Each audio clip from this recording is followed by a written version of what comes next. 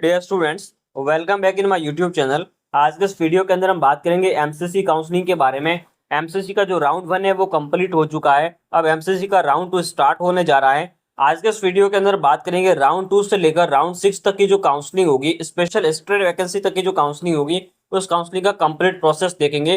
Counselling किस तरीके से चलेगी, आगे काउंसलिंग के क्या क्या रूल्स होंगे और किस कंडीशन में आप बैन भी हो सकते हो काउंसलिंग के लिए। तो कंप्लीट वीडियो को एंड तक का जरूर देखिएगा। कंप्लीट रूल एंड रेगुलेशन के बारे में आज के इस वीडियो में आपको बताऊंगा, कैसे काउंसलिंग करनी है उसके बारे में बताऊंगा, ठीक है।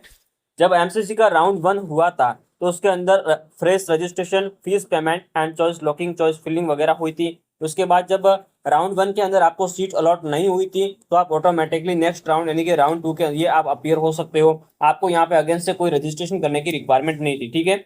अगर आपको राउंड 1 के अंदर सीट अलॉट हो गई थी, ठीक है, चाहे एमबीबीएस हो, बीडीएस हो या बीएससी नर्सिंग हो, सीट अलॉट हो गई थी और आपने क्या किया, सीट अलॉट होने के बाद अलॉटेड इंस्टीट्यूट के अंदर आपने रिपोर्टिंग एंड एडमिशन की फॉर्मेलिटी कंप्लीट नहीं की थी, तो उस कंडीशन में वहां से आप फ्री एग्जिट ले सकते हैं, ठीक है।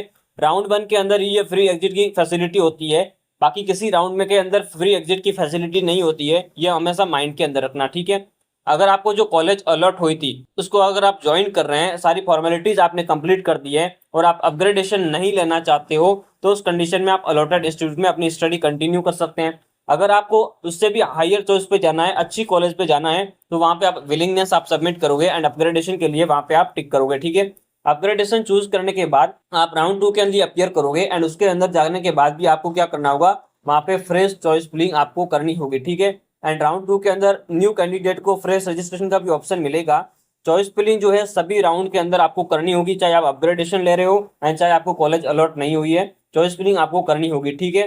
रजिस्ट्रेशन अगेन करने की रिक्वायरमेंट नहीं होगी, ठीक है। ये करने के बाद जब राउंड 2 का सीट अलॉटमेंट होगा, अगर आपको सीट अलॉट नहीं होती है तो नेक्स्ट आप फर्दर राउंड के लिए जाओगे, राउंड 3 के लिए।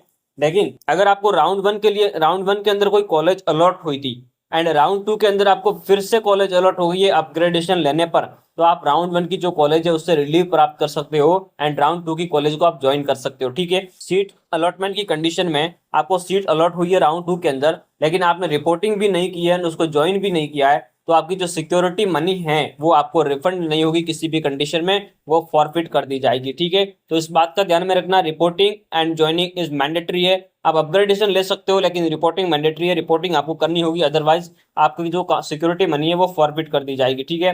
रिपोर्ट करना आपको अलॉटेड इंस्टीट्यूट के अंदर एंड कंप्लीट करना एडमिशन फॉर्मेलिटीज के अंदर, ठीक है। आप अपग्रेड कर सकते हो लेकिन आप सीट जिसमें रिजाइन नहीं कर सकते, इस बात का ध्यान रखना, ठीक है। आपको यहाँ पे विलिंगनेस सबमिट करना होगा, ठीक है। विलिंगनेस सबमिट करना होगा राउंड 3 के लिए अपग्रेड अगर आप करना चाहते हो, ठीक है। वो करने के बाद आपके सामने ऑप्शन आएगा, फिर राउंड 3 की काउंसलिंग स्टार्ट होगी। राउंड 3 के अंदर क्या होगा, फिर से fresh registration and choice filling का ऑप्शन होगा। चॉइसेस जो है वो आपको दोबारा फिल करनी होगी, चाहे आपको कॉलेज अलॉट हुई है या नहीं हुई है, आपने अपग्रेडेशन लिया है या मतलब आपको कॉलेज अलॉट नहीं है, उस कंडीशन में भी आपको चॉइस फिलिंग जो है दोबारा करनी होगी। हर राउंड के अंदर ये होगा। राउंड 3 का जो सीट अलॉटमेंट होगा, अगर नहीं होता तो आप एक्स्ट्रा वैकेंसी राउंड के लिए जाओगे। सीट अलॉट हो गई है और आपने ज्वाइन नहीं किया है, exit with for feature and elimination, ठीक है। जो आपकी सिक्योरिटी मनी है ना वो आपको रिफंड नहीं होगी एंड हो सकता है आप काउंसलिंग से भी बाहर हो जाओगे, फर्दर राउंड में पार्टिसिपेट नहीं कर पाओगे एंड आप नीट से भी आप इस कंडीशन में जो है 1 साल के लिए बैन होने की आपकी जो है 1 साल के लिए आप बैन हो सकते हो, ठीक है। तो आप उसी कंडीशन में काउंसलिंग करवाना जिस कंडीशन में आप कॉलेज अलॉट कर सकते हो, वही कॉलेज फिल करना जो आप ज्वाइन करना चाहते हैं, ठीक है। उन कॉलेज को कभी फिल मत करना जिसमें आप एडमिशन नहीं लेना चाहते, ठीक है। राउंड 3 का सीट अलॉटमेंट के बाद आपको रिपोर्टिंग करनी है, एडमिशन की फॉर्मेलिटीज कंप्लीट करनी है, ठीक है। फिर ज्वाइन करनी है अलॉटेड सीट को। एक बार ज्वाइन करने के बाद आप अपग्रेड भी नहीं कर सकते और रिजाइन भी नहीं कर सकते। ये राउंड 3 की जो रूल्स है कि अगर आपने एक बार कॉलेज ज्वाइन किया आप अपग्रेडेशन भी नहीं ले पाओगे और आप रिजाइन भी नहीं ले सकते। अगर ऐसा किया तो आप नीट से भी बैन हो जाओगे 1 साल के लिए और कॉलेज से तो आउट होंगे। फिर राउंड 4 की अब काउंसलिंग होगी। राउंड 4 के जो है स्ट्रे वैकेंसी राउंड बोलते हैं, स्ट्रे राउंड है। इसमें भी आपको fresh registration and choice filling का ऑप्शन मिलेगा।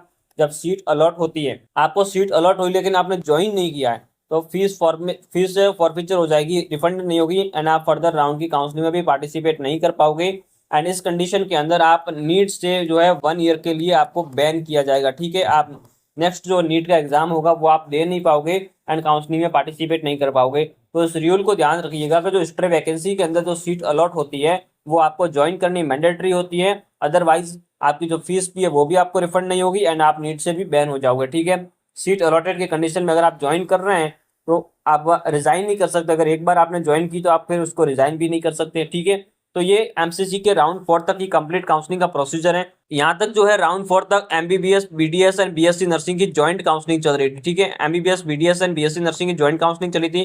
उसके बाद क्या होगा, बीडीएस एंड बीएससी नर्सिंग दोनों के अंदर आएगी सीट वैकेंसी। सीट वैकेंसी आने के कंडीशन में क्या होगा, राउंड 5 एंड राउंड 6 कंडक्ट किया जाएगा, जो कि किसके लिए होगा, जो कि आपका बीडीएस एंड बीएससी नर्सिंग के लिए कंडक्ट किया जाएगा। ठीक है, दोनों के लिए कंडक्ट किया जाएगा। इसमें ऑलमोस्ट सारी कॉलेज पार्टिसिपेट करती हैं, 1-2 सीट, 3-4 सीट ऐसी सीटें आती हैं, लेकिन काउंसलिंग चलती है। राउंड 6 तक जनरली देखा गया है, प्रीवियस 2 से 3 साल से देखा गया कि राउंड 6 तक जो है काउंसलिंग चलती है, सीट की वैकेंसी आती है। ठीक है, इस कंडीशन के अंदर कोई फ्रेश रजिस्ट्रेशन नहीं होगा।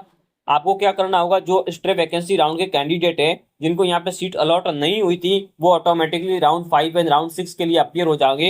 एंड राउंड 5 के अंदर क्या होता है, राउंड 5 के अंदर आपको जो है 50,000 की क्या होती है, सिक्योरिटी डिपॉजिट करनी होगी पार्टिसिपेट करने के लिए। ठीक है, इसलिए इसमें वही कैंडिडेट पार्टिसिपेट कर सकते हैं जो 50 के रुपीज सबमिट करेंगे एंड वही आगे चॉइस फिलिंग करेंगे, उन्हीं को सीट अलॉट की जाएगी। राउंड 5 के अंदर सिक्योरिटी डिपॉजिट जो है एमसीसी के अंदर मैंडेटरी होता है, तो उस बात को आप ध्यान में रखिएगा। अगर आपके मार्क्स कम है, आप बॉर्डर लाइन पर हैं या उससे नीचे हैं और आपको सीट अलॉट करवानी है, तो आपको 50 के रुपीज की सिक्योरिटी डिपॉजिट करनी होगी एंड वैकेंसी की कंडीशन में आपको सीट अलॉट हो सकती है। राउंड 5 एंड राउंड 6 का जो कट ऑफ होता है वो काफ़ी हद तक डाउन देखने को मिलता है। Thanks for watching. इसी तरीके का क्वालिटी कंटेंट देखने के लिए इस चैनल को सब्सक्राइब कीजिए एंड बेल आइकन को प्रेस कर दीजिए।